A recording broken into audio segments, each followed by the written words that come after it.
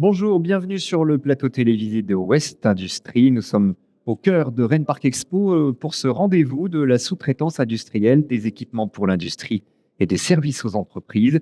3 jours, 250 exposants et ce plateau télévisé où j'ai le plaisir d'accueillir toutes les 30 minutes chefs d'entreprise et acteurs de l'économie pour évoquer les grands sujets de l'industrie aujourd'hui.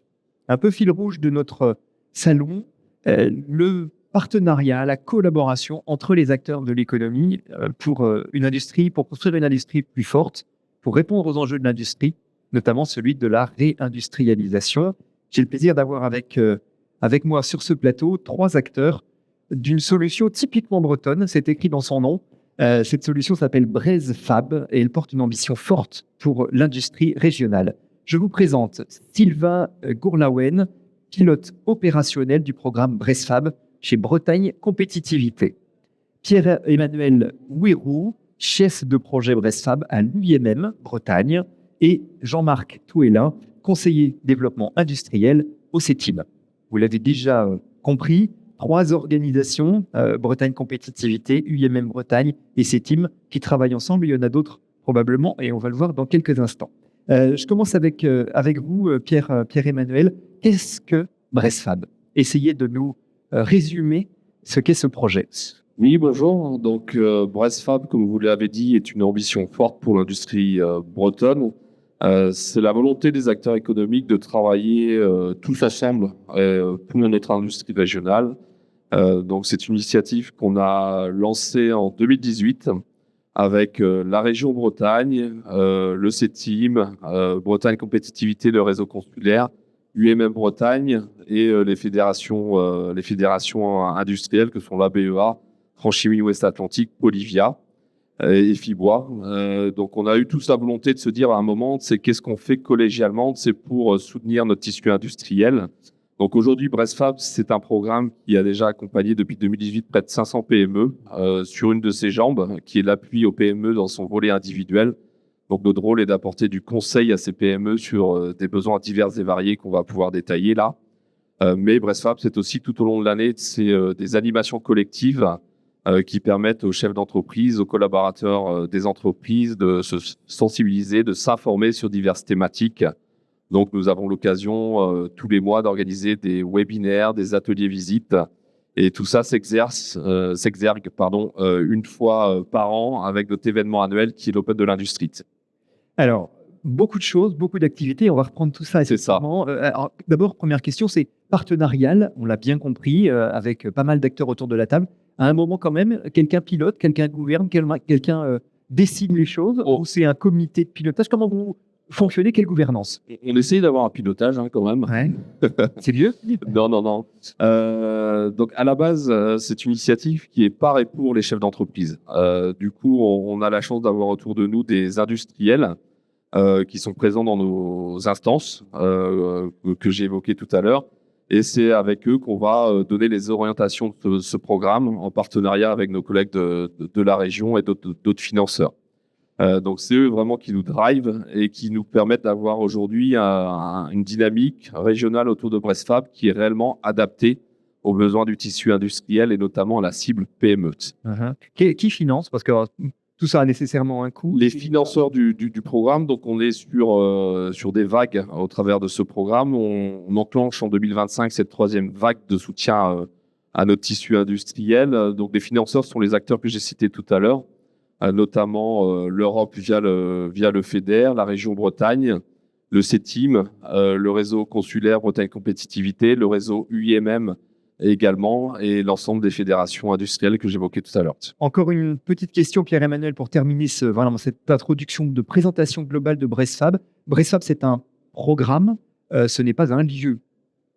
Non, BreZFab, vraiment, c'est pas une structure, c'est pas un lieu, c'est vraiment une dynamique collégiale, collective, un programme de soutien à notre tissu industriel régional.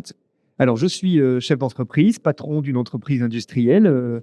Il y a des solutions ou des services ou des rendez-vous de BreZFab qui m'intéressent pour développer mon entreprise. Est-ce que je peux venir vous voir? Comment ça se passe? Quelle prise de contact? Comment je peux entrer dans ce programme, Sylvain? Oui, bonjour. Donc, tout à fait. Toute l'année, tout au long de l'année, on organise des événements, comme Pierre-Emmanuel le disait, chaque mois, des webinaires, des ateliers de visite, rencontres marchés. Donc, on communique largement via notre réseau de partenaires. On a un réseau de plus de 300 partenaires de l'écosystème régional, donc des centres techniques, tout ce qui est les partenaires que Pierre-Emmanuel a mentionnés. Qui relève vos informations. C'est ça qui relaie les informations, les technopodes. Voilà. Enfin, vraiment, on a un réseau riche. On a la chance d'avoir une bonne communication et donc on prescrit nos événements collectifs tout au long de l'année. A priori, ça n'échappe à personne. Donc, Voilà, on essaye de bien tout le rayonner. monde doit être informé. Ouais. On Et c'est essaye- ouvert à tout le monde, du coup. Voilà, c'est ouvert à tout le monde. En priorité, notre cible prioritaire, évidemment, ce sont les industriels, mais on invite aussi les conseillers de l'écosystème à venir prendre des informations, puisque eux servent aussi de relais après pour communiquer auprès de du terrain, en fait, des entreprises sur le terrain. C'est un programme régional, donc quand vous organisez des rendez-vous physiques, réunions, etc., c'est un peu partout en Bretagne. C'est ça, on essaye d'être présent sur l'ensemble des territoires, donc on évite les grandes villes, Rennes, Brest, on va vraiment au fond des territoires, visiter aussi des entreprises qui gagnent à avoir un peu plus de visibilité pour mettre en avant leurs pratiques, pour mettre en avant leur métier, leur dynamique, leurs salariés également. Voilà, sur différentes thématiques, hein, on essaye d'axer sur des thématiques aussi d'intérêt, de la décarbonation, sur financer ces projets d'investissement industriel, sur voilà, plein de sujets d'actualité qui intéressent en fait et qui concernent ces industriels. Jean-Marc Touénin, vous êtes au CETIM. Quel est le rôle du CETIM, par exemple, dans cet écosystème Bressfab? Bonjour, donc le CETIM est le Centre technique des industries de la mécanique. Donc c'est un des grands centres techniques qui accompagne les industriels et principalement la filière mécanique en France. Le CETIM participe depuis maintenant, porte même depuis 14 ans des actions collectives en région Bretagne. Donc il apparaissait normal aussi qu'il porte l'action Bressfab en tant que porteur administratif de cette action. Notre mission aussi au CETIM, c'est d'accompagner les industriels dans tous leurs projets de transformation, notamment transformation industrie du futur ou transition environnementale et décarbonation, en mettant en place des outils, des méthodes et des moyens aussi qui leur permettent d'avancer plus rapidement dans leurs projets. Donc, c'est pour ça que le CETIM s'est engagé dès le début aussi avec des partenaires locaux dans cette aventure Bressfab. Quand vous parlez d'accompagnement des entreprises, très concrètement, ça se passe comment? C'est-à-dire, ce sont des experts, Oui. alors là, du CETIM en l'occurrence, peut-être d'un autre centre technique selon les secteurs, ils se rendent en entreprise. Alors, il n'y a pas que des experts du CETIM, en fait, puisqu'on a au début du programme toujours un référencement de consultants extérieurs, donc qui est ouvert à tous les consultants du territoire, notamment. Donc pour référencer des compétences, parce que ce qui nous intéresse, c'est vraiment d'avoir des gens compétents et qui peuvent accompagner des PME. Donc il y a ce référencement en fait de compétences qui se fait en début de programme, et c'est sur ce pool après de compétences qu'on va proposer aux industriels qui nous font une demande une compétence, qui va vraiment correspondre à leurs besoins. Et donc, pour chaque demande d'industriel, on a normalement dans notre pool un expert qui va pouvoir accompagner l'entreprise dans son projet. C'est une intervention qui est gratuite dans un premier temps, qui ensuite va consister à orienter vers des experts prestataires. Comment ça se passe très concrètement? Alors concrètement, l'entreprise fait une demande auprès d'un conseiller du territoire et ensuite, donc cette demande est déjà validée par le comité technique, et ensuite le comité technique va choisir justement dans ce pool le meilleur profil qui va pouvoir répondre à l'industriel. Et donc, quand on a tous ces éléments-là qui sont bien déterminés, on va proposer une contractualisation avec l'entreprise où Bressfab va financer le consultant, et il y aura quand même un reste à charge en fait pour l'entreprise Dans le précédent dispositif, le reste à charge était d'environ 30% en fait, hein, parce que Du coût de la prestation. du coût de la prestation, Bressfab prenait en charge 70%. Là, on n'a pas encore le nouveau taux de prise en charge dans le nouveau dispositif, mais on espère que ça sera autour de 60%. Sylvain, c'est un vrai coup de pouce qui est proposé aux entreprises industrielles de la région, ce dispositif complémentaire des prestations que peuvent proposer les acteurs privés du territoire. Oui, tout à fait. Il faut se mettre dans la peau de l'industriel. L'industriel est spécialiste de son métier. Et par exemple, tout à l'heure, on parlait de la RSE. S'il veut attirer des gens, des salariés chez lui, à lui de mettre en avant une démarche RSE, ou s'il l'a déjà fait, de communiquer à ce sujet. Donc, lui, n'étant pas expert sur ce sujet, nous, on a les bons experts qui vont lui donner la bonne visibilité et qui vont lui permettre d'attirer des ressources chez lui. Pierre-Emmanuel, quels objectifs, quels enjeux ça sert à quoi, Bressfab, fondamentalement? Alors, Bressfab, ça sert à poursuivre plusieurs enjeux pour notre industrie bretonne, des enjeux qui sont assez génériques, notamment la compétitivité, bien sûr notre tissu industriel, c'est également les transitions. Donc, dans Bressfab, on parle de 3 types de transitions, la transition bien sûr environnementale, également tout ce qui est organisationnel, donc tout ce qui est pratique de management, d'agilité au sein de l'entreprise, et également la transition numérique avec tout ce qui est digitalisation et aussi cybersécurité.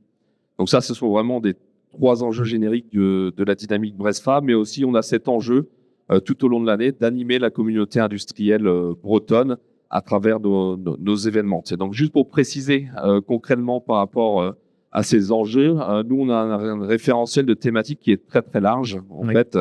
Quand on parle de compétitivité, on peut aussi bien parler de stratégie, de business, mais aussi d'investissement, d'extension de bâtiments. Donc le dispositif vient s'adapter vraiment aux besoins à l'instant T de l'industriel. Voilà, s'il réfléchit à améliorer ses flux, s'il réfléchit à agrandir son bâtiment, s'il réfléchit à intégrer une démarche RSE, voilà, on sera en capacité à analyser son besoin, où il en est, et y répondre avec nos experts. En réalité, quasiment aucun sujet ne vous échappe. On traite beaucoup de sujets de la PME. Voilà. Après, on a quand même une notion importante qui est de ne pas venir se substituer à des solutions qui existent dans l'écosystème. Oui. Donc, vraiment, Bressfab vient combler les trous dans la raquette. Et l'originalité du dispositif à son origine, c'était de se dire, voilà, en tant qu'acteur économique, souvent, on venait proposer des produits, voilà, des parcours sur la qualité, sur différentes thématiques. Là, avec Bressfab, c'est l'inverse. Là, on vient écouter le dirigeant et on s'adapte à son besoin. Avec une cible qui est plutôt une cible de PME, enfin PMI en l'occurrence, de petites entreprises. Voilà, c'est ça. Pas forcément en fait. Sur en fait notre jambe d'accompagnement, on va dire individuel, on est vraiment sur la cible PME. Et là, sur les années qu'on a en termes d'expérience, on accompagne à peu près 80% une cible de PME qui a moins de 25 salariés. Donc, on est vraiment dans notre tissu industriel régional. Mais par contre, tout ce qui est dynamique collective qu'on a pu citer, là, c'est tout ouvert à l'ensemble de l'industrie bretonne. Sur les animations, par exemple, Sylvain, c'est quoi ce programme d'animation? Qu'est-ce que vous proposez concrètement, précisément, comme rendez-vous? Là, un rendez-vous à venir, on va inviter un expert de l'accompagnement stratégique des dirigeants. Donc, il va venir pendant 3h30 parler on va dire de la posture du dirigeant dans un environnement un peu compliqué. Voilà, donc quels sont les bons réflexes à avoir, comment bien s'en sortir, bien piloter dans un environnement très, très contraint. Et donc, on attire, on va dire, les industriels le matin avec sa prestation et on complète la journée par un cocktail déjeunatoire réseautage le midi. Voilà, ça permet on va dire, de faire des rencontres professionnelles dans un autre contexte, un autre environnement, donc un peu pour délier les langues et puis faire que les gens vont mieux se connaître. Et l'après-midi, on complète, en fait, on termine la journée par une visite d'entreprise qui accepte de nous ouvrir ses portes et de nous montrer l'ensemble de ses processus et de nous parler de son métier. En fait, en général, c'est toujours des passionnés qui nous présentent ça, donc ça rend la visite d'autant plus intéressante. Exemple très concret, merci. Ce que j'apprécie sur ce plateau télévisé, c'est que nos intervenants illustrent leurs propos à travers des exemples concrets. Donc, je vais leur proposer de nous présenter des retours d'expérience d'entreprises qui sont entrées dans le dispositif, qui ont été accompagnées d'une manière ou d'une autre Jean-Marc, si vous voulez bien commencer par l'exemple d'une entreprise que vous auriez accompagnée, rencontrée dans le cadre de BrestFab. Du coup, je pense à une entreprise là qui avait vraiment une ambition de développer un produit, mais de changer un peu le business model de ce produit. Au lieu de vendre le produit, c'était vraiment de vendre un service. Donc, on appelle ça passer à l'économie de la fonctionnalité. Ouais. Donc, c'est vraiment un grand changement pour son organisation. À la fois, il doit développer son produit et puis avoir une assistance aussi un peu technique pour mettre au point son produit, mais aussi on doit l'accompagner dans toute sa démarche à la fois stratégique pour mettre en place cette nouvelle offre de service et d'analyser avec lui l'impact que ça va avoir sur toute son activité, ses processus internes, l'organisation de ses commerciaux, la montée en compétences aussi de ses techniciens, etc. Donc, c'est vraiment un projet qui a un impact global en fait sur son entreprise. Et du coup, il a été vraiment très intéressé d'être accompagné à la fois par cet aspect un peu technique et puis ensuite aussi l'impact que ça a sur son organisation commerciale, stratégique, organisationnelle. Changement de modèle. C'est un Changement de modèle, pour cette tout à entreprise. fait. Donc, elle a trouvé chez vous les interlocuteurs adaptés Oui, pour aborder finalement l'ensemble des thématiques parce que ça Oui. recouvrait finalement tous les sujets tout à fait. de la vie de l'entreprise. Mm. Exemple tout à fait pertinent. Pierre-Emmanuel. Oui, un autre exemple qui peut illustrer notre parcours BrestFab, puisque c'est un parcours. Donc, chaque accompagnement individuel démarre par un focus sur la transition environnementale, où on vient faire un 360 sur tous ces enjeux, on va dire, environnementaux là. Et du coup, suite à cet premier accompagnement, on a eu une PME qui a souhaité, c'est même plusieurs, hein, mais j'en ai une en tête spécifiquement là, qui a souhaité faire un focus simple sur ses consommations énergétiques. C'est des choses assez basiques, on va dire, mais sur notre cible industrielle, on a encore un certain nombre de PME qui n'ont pas fait l'exercice là. Et en 2-3 jours, on va dire, d'accompagnement à reprendre un petit peu tout ce qui était fait en termes de consommation, en posant quelques capteurs aussi de suivi de ces consommations énergétiques, l'entreprise a pu voir un petit peu comment se déroulait, on va dire, son utilisation, on va dire, de ces énergies et identifier très rapidement des gains importants en dizaines de milliers d'euros là, avec quelques actions simples à mettre en œuvre, avec des coupures le week-end, des choses à faire notamment sur les soufflettes, des choses assez classiques. Et on va dire, c'est qu'on est dans ce sujet de l'environnement, mais qui ne sont pas forcément des sujets toujours évidents pour les industriels. Non, Faute de compétences sur ces domaines-là. C'était pas un bilan carbone, hein, on n'est pas allé jusque-là. C'était un premier diagnostic, on va dire, de la situation. Voilà, de la situation au niveau de la consommation énergie, et de façon très simple. Voilà, c'est en 2-3 jours, on va dire, d'expertise métier. Ouais. Voilà, des gains ont déjà été réalisés. Sylvain, un Oui. autre exemple.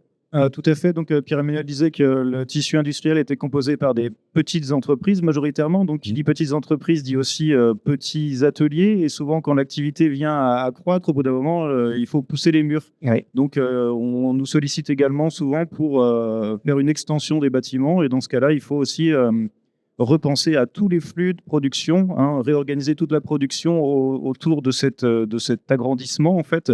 Et en général, on a des gens qui peuvent venir aussi éclairer sur ces sujets, redéfinir tous les flux, optimiser les positions de travail des salariés, voilà, pour éviter les maladies professionnelles ou ce genre de choses. 3 exemples tout à fait révélateurs de la diversité finalement des solutions qui sont proposées, des accompagnements qui sont proposés. Ce dispositif, il est original. Alors, il est très complet. Il est original. C'est une spécialité bretonne. C'est un peu une spécialité bretonne, en effet, puisque les Bretons, on arrive à bien travailler tous ensemble entre les acteurs économiques avec ce même objectif, hein, qui est vraiment de soutenir notre économie régionale et en l'occurrence l'industrie. Donc l'originalité, vraiment, c'est notre capacité à travailler tous ensemble, que ce soit aussi bien nos collègues qui sont sur le terrain auprès des entreprises que nous au niveau de l'équipe. Comme vous le voyez, voilà, on est de structures différentes là. mais on a une même mission, tu sais, et on arrive à aller au-delà, on va dire, de nos structures pour converger ensemble sur cette mission, tu sais. Depuis le lancement 2018, hein, vous nous avez dit tout à l'heure. C'est ça. Lancement, quel bilan on peut tirer, Sylvain? 500 entreprises accompagnées, là, dont 150 dans le dernier programme. Dans le dernier programme, c'était 360 accompagnements réalisés également, sur ces 150 entreprises. Au global, on est à 1000 accompagnements sur la région et sur l'ensemble des entreprises du territoire. Donc, on est présent, on aide les entreprises et je pense qu'elles le perçoivent bien. Alors, ça fonctionne en saison. Brest Fab, il y a eu déjà 2 saisons de lancées et de terminées, donc. Et puis une troisième qui se présente. Oui, la troisième saison est en préparation. Donc, en effet, BrestFab, c'est un programme, hein, c'est une action collective régionale. Donc, c'est un projet qui a des budgets et un délai de réalisation. C'est-à-dire qu'il y a un moment où Voilà. on choisit d'entrer, enfin, on candidate pour entrer dans le programme. Alors, c'est toute l'année. Hein, on peut candidater toute l'année pour entrer dans le programme. Mais au niveau des financeurs, ce sont des plans de financement qui sont réalisés avec les financeurs avec des durées bien déterminées. D'accord. Donc, c'est pour ça qu'à chaque fois, on a des saisons qui se font les uns après les autres. Donc là, on est en train de travailler, bien sûr, sur le programme 2025-2026 avec un petit délai en fait de démarrage lié à justement des problèmes liés au financement et au budget de nos partenaires des collectivités.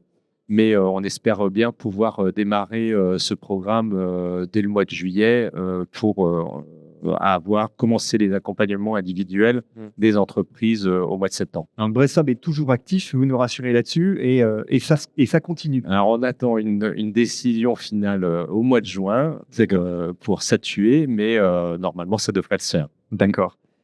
Cette troisième saison s'annonce avec quelques éléments d'actualité à signaler, particulièrement intéressants. Chrysalide Industrie, Sylvain. Tout à fait. Donc, Chrysalide Industrie, le concours Chrysalide Industrie qui vise à mettre en lumière des entreprises industrielles, enfin des projets d'entreprises industrielles ou des dynamiques d'entreprises industrielles.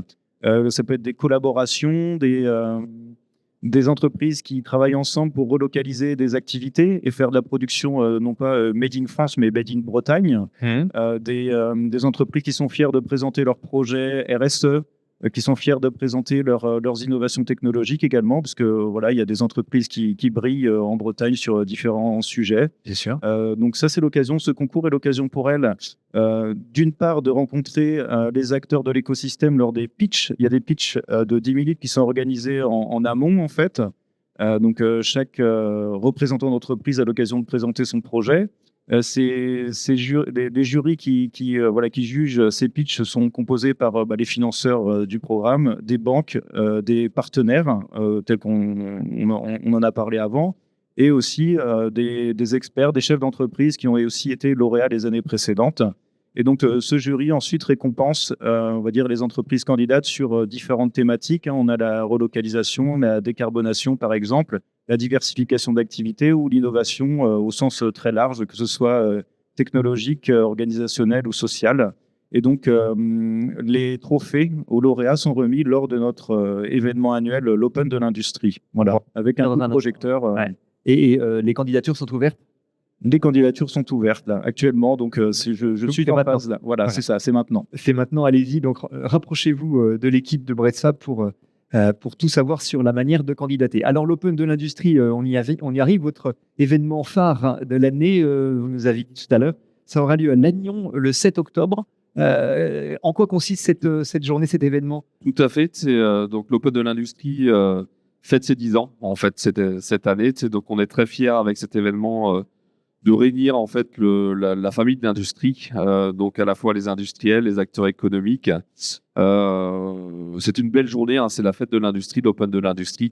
Donc, on a plusieurs ambitions au travers de cette journée. C'est déjà réseauter, créer de la valeur en se connaissant mieux. Donc, on organise pas mal de rendez-vous B2B au travers de l'Open de l'industrie. C'est une journée pour s'informer, donc avec un certain nombre d'ateliers, une conférence aussi prise de recul chaque année, qui permet de prendre un peu de hauteur, mais c'est aussi, voilà, comme je disais, la fête de l'industrie. Donc, surtout un moment convivial pour créer de la valeur sur notre territoire. Donc, c'est une journée qui exerce, on va dire, notre fierté de l'industrie bretonne. Merci beaucoup. Donc, vous notez bien dans vos agendas la date du 7 octobre et ce sera à Lannion. Je recevais Sylvain Gourlaouen, Pierre-Emmanuel Ouérou et Jean-Marc Touélin pour vous présenter Brest-Fab, ce programme breton original, complet, qui fonctionne très bien et on a toutes les raisons d'espérer qu'il va continuer. Merci à vous. Merci beaucoup à tous les trois. Merci. Bonne journée et bon salon.